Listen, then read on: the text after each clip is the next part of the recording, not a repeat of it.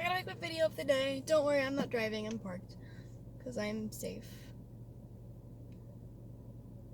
So, I mentioned yesterday, I was listening to, this dude talk, and, how he said about balancing, energy with being a balanced person. I listened to more of his talks, because they're interesting. He makes some points that make me think. Obviously, I think normally, but consider. He makes me reflect. I think those are better words. So, I was listening to another talk of his, and he talked about how you actually should not live a goal oriented life. And when I heard him say that, I was like, maybe this dude's insane. Maybe I shouldn't listen to him. Because how are you supposed to get anywhere if you never have any goals? I already don't have goals. So,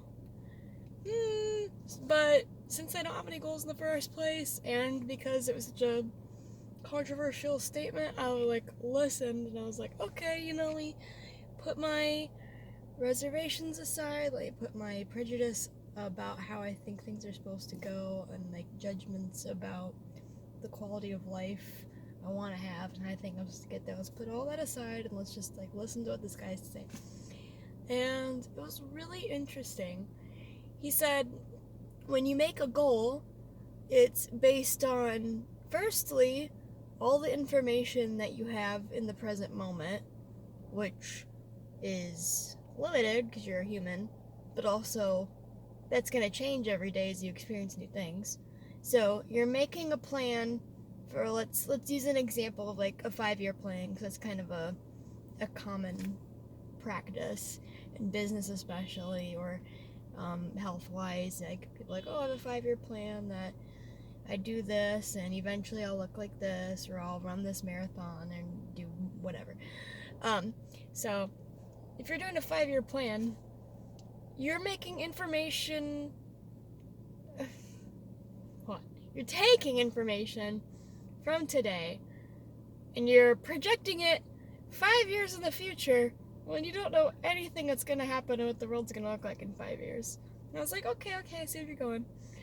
And then he took it a step further. He said, your goals are just your desires. He gave an example, you see a train catch on fire, and you're like, oh, it's my goal to be a firefighter and help save people. Which, noble or not, whether your desires have a higher ethical standard applied to them, or they're just a passing whimsy, it doesn't matter. Your goals are still just a desire. They're just a compulsion. There's just a yearning or a thing. Which, if you know yourself, you should know that your desires change all the time.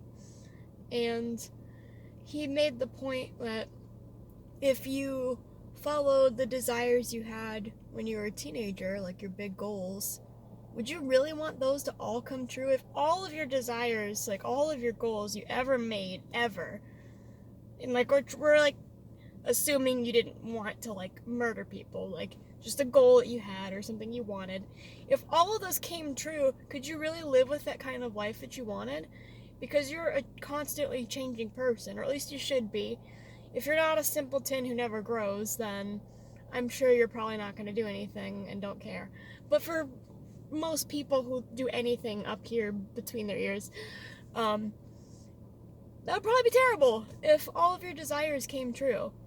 Because, I know I considered wanting to be, a children's book illustrator. I considered wanting to do tattooing. Heck, when I was a little kid, in 3rd grade, I wanted to be, a secret agent. Or I wanted to be, a mechanic. I wanted to do welding. I wanted to be a fine artist painter. I wanted to do so many different things. And a lot of those things, I think are fine. I may still have, a passing interest or like them. But would I actually want to spend time doing those things? No. No, I wouldn't. And there's nothing wrong with people who are passionate about those things and want to do them, but for myself, like, I definitely wouldn't want to have fulfilled all the goals I had set when I was a teenager or in my early 20s even. I'm just like, no, that doesn't. No, I'm a different person, and I'm really glad I'm a different person. And wanting to go places made me make choices that led me in different directions that made me see that that's not where I wanted to be. And I'm really glad that those things happened because the knowledge I've acquired and the different types of circumstances I've been thrown into has made me make different kinds of choices and process my experiences in a very particular way that I'm thankful for, because now I look at my present experiences in a very different light than I would have if I hadn't have gone through those things. And it's really important to be reflective and do that kind of stuff. So I listened further to this guy. So he said, okay, don't make goals because it's based on limited information, and also your desires change, right? So that's what he established. Then he said, like, let's say you do meet your goals. If you actually get there, chances are you're unsatisfied because of the things we just talked about, because the information you have about a whole variety of things that relate to your goal, even in small ways down to like your lifestyle, all your information about those kinds of things have changed, your relationships with people have changed, and then your desires have changed because you're a different person too. Like, you should not be the same person 5 years from now that you are today, and today you should not be the same person you were 5 years ago. If you did, you needed to step back and think about some stuff and try something new. Mentally. It's all up here. Like, it's all mental. You should try new experiences physically, but everything's got to come from your perspective. So I was like, oh, then he made the point, look at all the successful people in the world and just watch them carefully, like as a distant observer, as a bystander or whatever. Do those people look like they're really, really enjoying their success? He said, if somebody who has worked hard or maybe just had everything handed to them, either way, they finally have their brand new car, do they look really excited, happy, driving that brand new car, or are they stressed out and angry and trying to get to places and have an entitlement complex? Usually that one. And then he made a joke, unless the car is stolen. You know, obviously if you steal a really awesome car, you're probably have a lot of fun driving it, but you should not steal. And that was just an example, but really in all aspects of life, like really, really successful people, I mean, some of them, he didn't say like all of them are miserable or anything, because that's definitely not the case, but a lot of people who pursue typical examples of success, you know, material things, especially, but even other stuff, it doesn't mean anything to them. And why? Because when they decided to pursue something, that person who made that decision is a different person they are now. Their desires are different. They understand the world differently. They can see the different things that are attached to those goals that they may not have been privy to before. And that's all important to be aware of.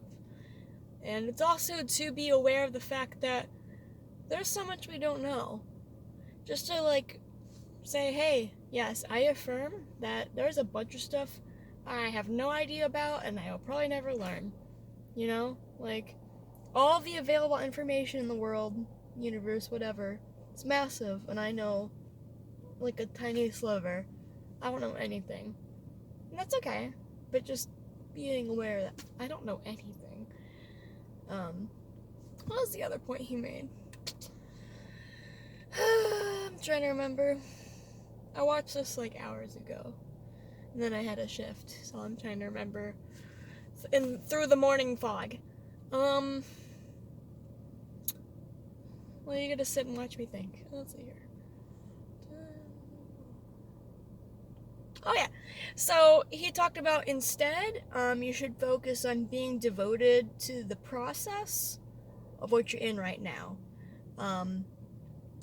Obviously, if you're experiencing terrible hardship, that's a different story. But under like typical circumstances, he said, if you are devoted to your process, based on whatever opportunities are available at the time and the different circumstances, you being very devoted to the present act of whatever it is you have to do, that will take you as far as it's able to go. Again, based on the available opportunities. And you can't fight against the available opportunities. It just, either stuff is gonna take you a certain way or it's not, you know? That's not something to fight, and it's nothing to settle for either. It's just simply having an awareness, just seeing the matter-of-factness about what's around you. He also talked about when you're super devoted, you kind of don't think about your goal. It's not really important.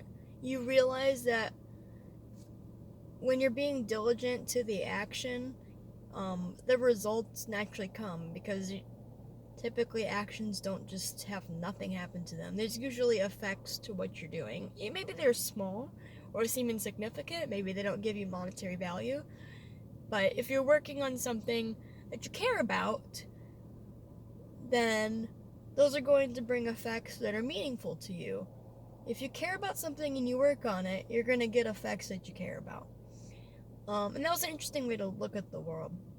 I guess he has like a retreat center, and it's like all based on volunteers and stuff.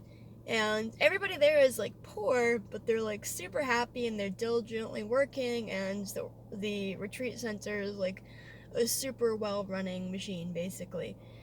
And he had a business person apparently ask him, like, how is it that, like, my company, I hired all these people, spent all this money, it doesn't run as well as your organization, which is full of people who are broke and don't get paid to be there and are volunteers? And he said, well, it's simple.